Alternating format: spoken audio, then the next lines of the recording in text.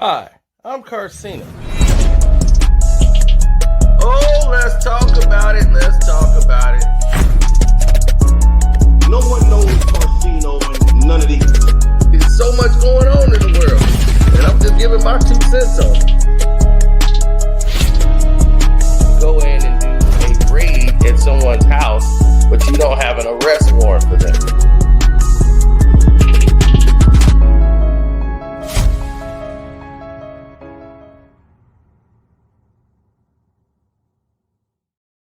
Oh, wow, wow, wow, wow, wow, wow, wow, wow. Right? Wack is doubling down on somebody else's interview about how Tupac got beat up by Michael Jackson, saying a whole lot of outlandish things. And we've been knowing why he's been campaigning. Anything against Tupac, he gonna be against it. We already know, and we know why, right? So ain't no mystery, ain't no diggity, no doubts about what's going on.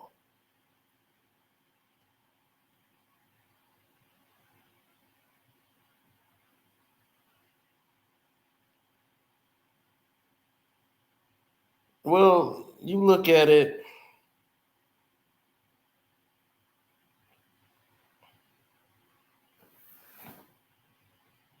and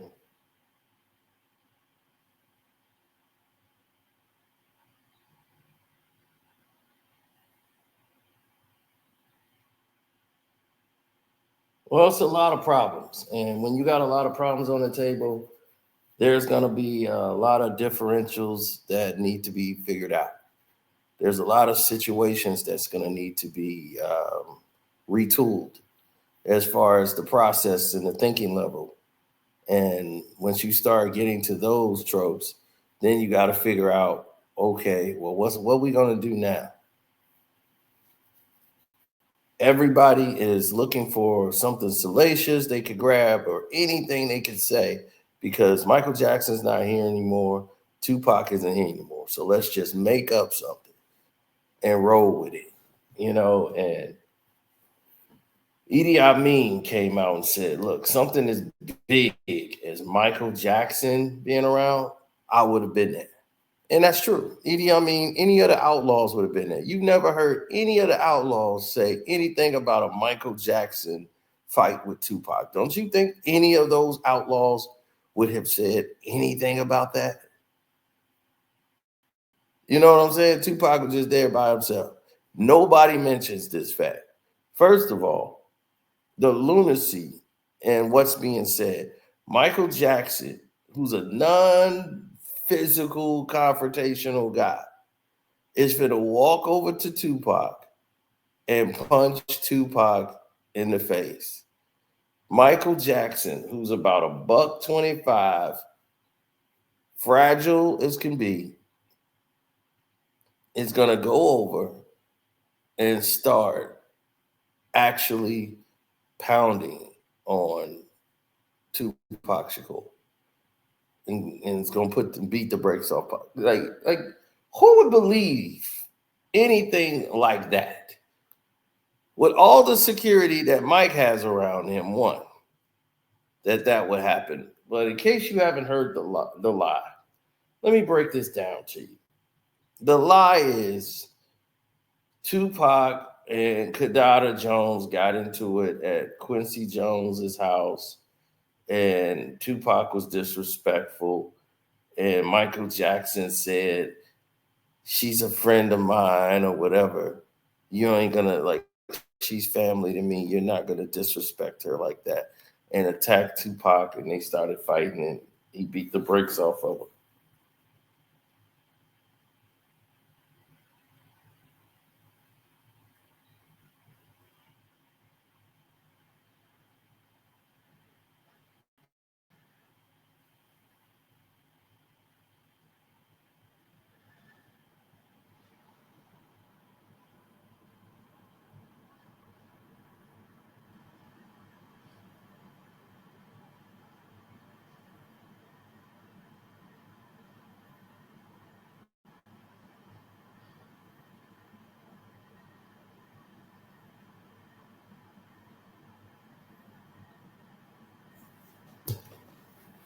Now,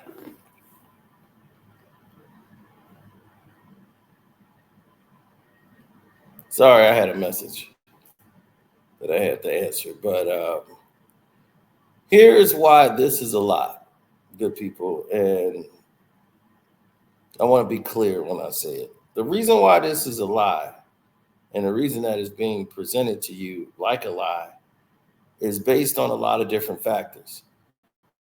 See, the reason that this is a lie is because there's so much wrong in everything that you just heard.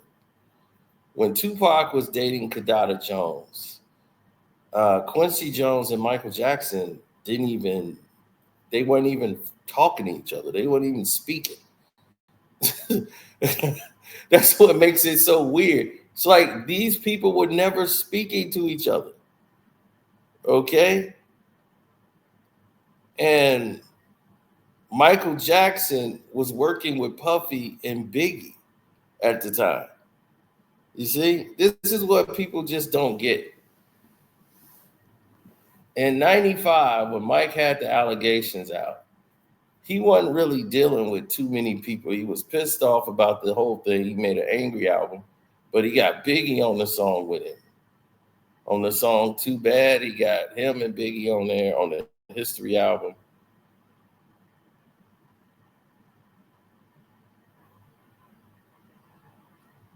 So, listen, I got problems on my own. So Biggie had to cut out all profanity on the song. Like he couldn't be no profanity on a Michael Jackson record. So he came out there. Things always missing. Maybe it could be my friends. They ain't friends if they robbing me, stopping me from making a profit. G apologies. Shallow as the ocean. That's why I result to go told. If I was dead, broke, and lonesome, I would be by my home. What he said. I'm gonna kill somebody. I ain't joking. Endo smoking, provoking me to something to leave them open. This time around, I changed up my flow. Got rid of the gats, got pits by the door. What he said, got rid of the rocks, got pits by the door. A real set of people to watch my back. And I know my homie Mike like that, baby. It was something like that. This time around. I'm sorry, it's not Too Bad. It was This Time Around. Too Bad got Shaq on it. Mike's bad. I'm bad. How about you? I'm like, oh my God, Shaq is on this album. This is really going bad.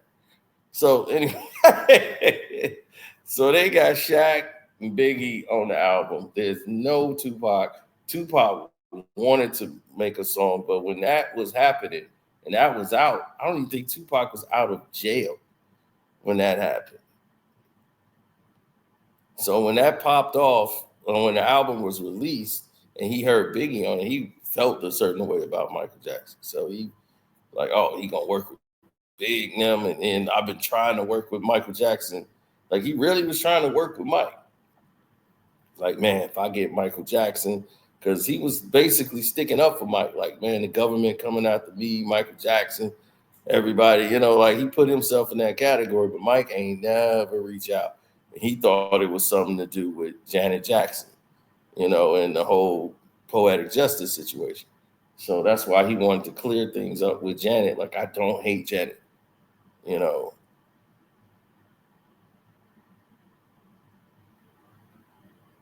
Yeah, it was really interesting. But needless to say, everybody is back in it full swing. But truthfully speaking, Michael Jackson has the best security in the world, especially in 95. Are you crazy? Anybody thinking they gonna put a hand on Michael Jackson in any physical way? It's not happening, bro. No way, shape, or form would anybody. Biggie and his crew would tell you like how it was coming to see Mike. Are you kidding? First of all, Mike ain't gonna be at Quincy Jones' house. This is what I tell you. People just don't know situations. They just talking. Michael and Quincy, they really wasn't speaking to each other. This is why Quincy was saying the stuff he was saying about Michael, because he was mad at Michael Jackson because Michael Jackson cut him out. After the Bad album, he was like, look, Quincy ain't doing his job. Michael Jackson's working 16 hours a day, him and the crew, And Michael Jackson gotta have a house at least like in Mike's room, it's about like 80, 90 degrees.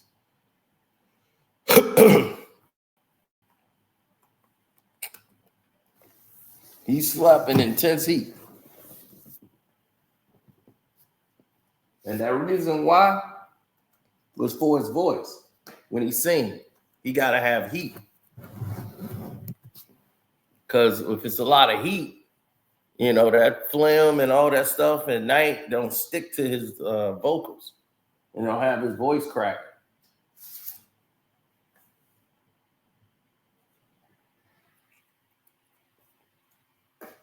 So Mike, who got to sing out in full, don't want to do that until he's performing.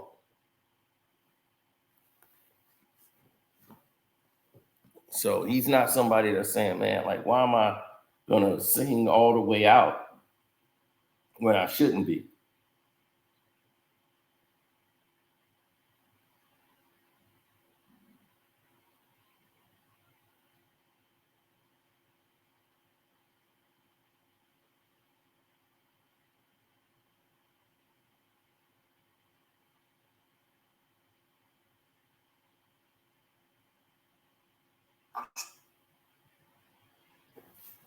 Now, we need to get reassurances as to what's going on and what could be provided or what can't be provided.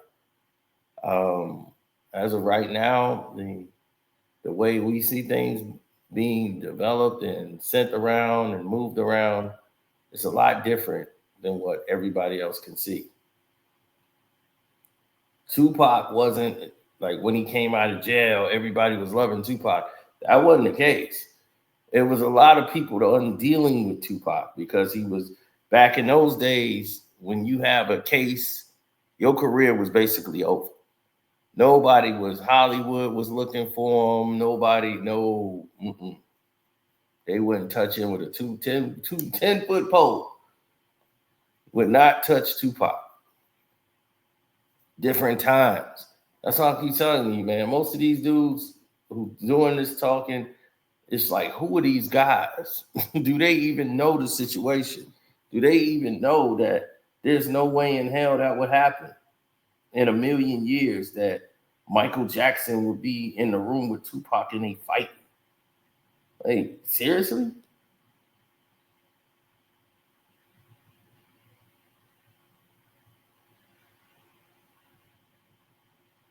People see opportunities when they see it. You know what I'm saying? And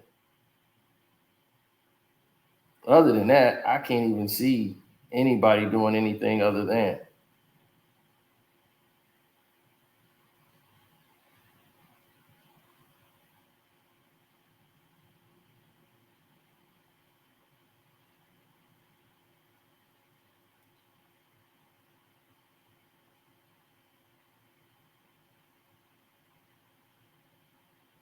Yeah, there's a lot of problems. When you see things that don't usually add up, there's massive amount of problems that come along with that.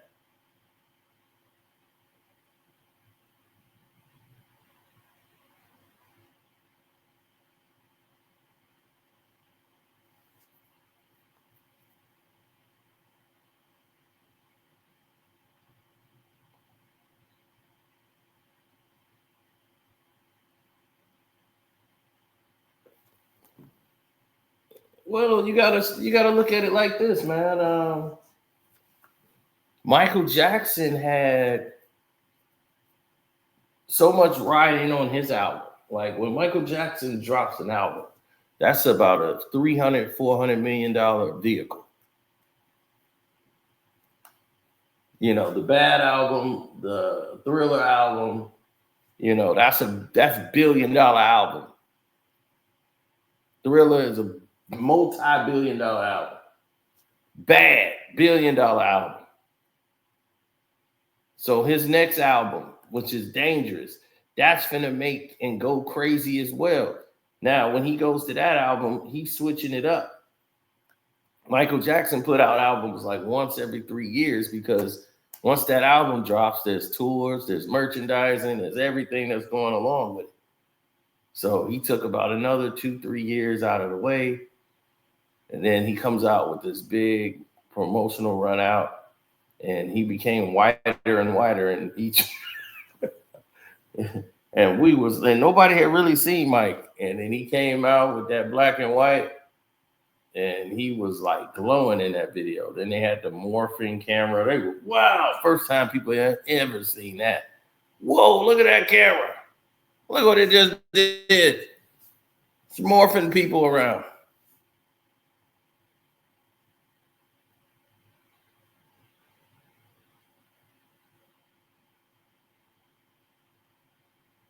So the Michael Jackson black and white video came and went. Then he had to do what they call the urban song, which was Remember the Time, where Teddy Riley was there and they was working on that song. And he took the guys that was basically there. So Quincy Jones and Michael Jackson, it wasn't like they weren't seeing eye to eye. It's just that Michael Jackson's like, Quincy's doing interviews, taking all the credit for all the stuff that we're doing. Like, you guys are doing all the work. Quincy Jones ain't even here. Quincy comes in there when everybody done been working for 6, 7, 8 hours and go, hey, what's going on up in here? Yeah, all right, let me hear that. All right, here we go. All right, yeah, I'm liking that. Oh, okay. Yeah, this is syncing up just right. Yep, you got that right. Yep, you doing this. Oh, this is going great. And then it'd be like, man, okay, Quincy's here today. He didn't tell anybody he was stopping by. Next thing you know, here comes the media. 10 seconds later, here comes like CBS maybe, and Quincy Jones is hard at work with Michael Jackson's new album. Bad. No, okay, yeah, we gonna do it this way. Yep, let's go. Pop, pop, pop, pop, pop. Yeah, man, this thing is bad. Woo, yeah, bad. So it's a lot of tension there. And Michael's like, why am I paying this man this kind of money when he ain't doing none of the work? And the people that was working behind Quincy Jones is like, yeah, I know. We ain't getting none of the credit. He comes in, steals the credit, and waltzes out. So Michael said, all right, well, on my next album, you, and y'all working with me. So y'all make sure y'all clear y'all schedules when I call. He's like, man, you clear. There ain't no problem with that. Sure enough, Michael Jackson took them, did not bring back Quincy Jones. After the bad album, they were done. And Quincy thought, oh, Michael don't like nobody getting no attention. He likes it to be all about him. Nah, that wasn't the case, bro. So Michael's doing all the work. You're getting all the credit. And the rest of your guys are doing all the work. And he was like, look, we doing all the work. We want to get our own praise. And we want to make sure this thing is moving afloat. So the next time around the Dangerous album, and he was like, yeah, Dangerous didn't do what Bad did. None of my projects. You see what happened when I ain't there. You know, like, but he was mad. He was real mad he was cut out. And he's had a problem with Michael ever since. So Quincy Jones' daughter and Michael Jackson and Tupac, and they getting into it over Kadada and all that. Like, Mike haven't seen them since they were like kids. Like, they haven't been out there since like 88, 87. You know, Bubbles injured Rashida Jones. You know, she got a scar because of that, permanent scar, because Bubbles attacked her. So they haven't been back over there since. So it's not like Michael, it's not like he got a problem with them, but he never did really dealt with the Jones family since then. So by 95, they really weren't around Michael. So it's just, you know, what people say for attention and what they do is entirely going to be different than what everybody else expected in the rest of the world. So you just got to remember that when you're going around hearing these stories. It's like, man, that's why I say, look, come here. I'll tell you about it. I will straight up tell you about it.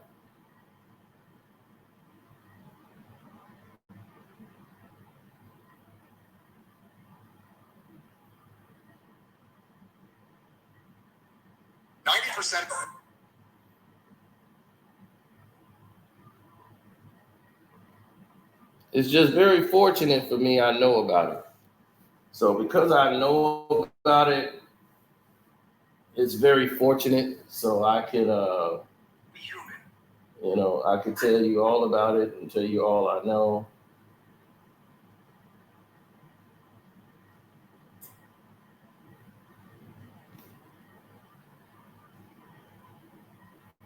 And that's pretty much it, man. Don't forget to go on the Patreon. We got the Patreon version to all of this stuff. You will hear some, more about the Black 100 and his wife getting ran through by Pac, which is leading to all this. And you're going to hear what's the continuation of what's going through with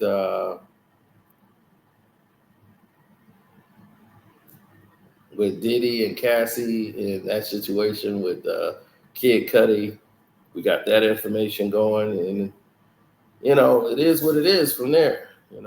So you just want to make sure you catch things in the right and proper perspective in the right light. So shouts out to Kwame Brown Bus Life, the Star Report. Welcome to HDI TV, Sports Talk with Jose Rodriguez, Armando Black TV, and we out.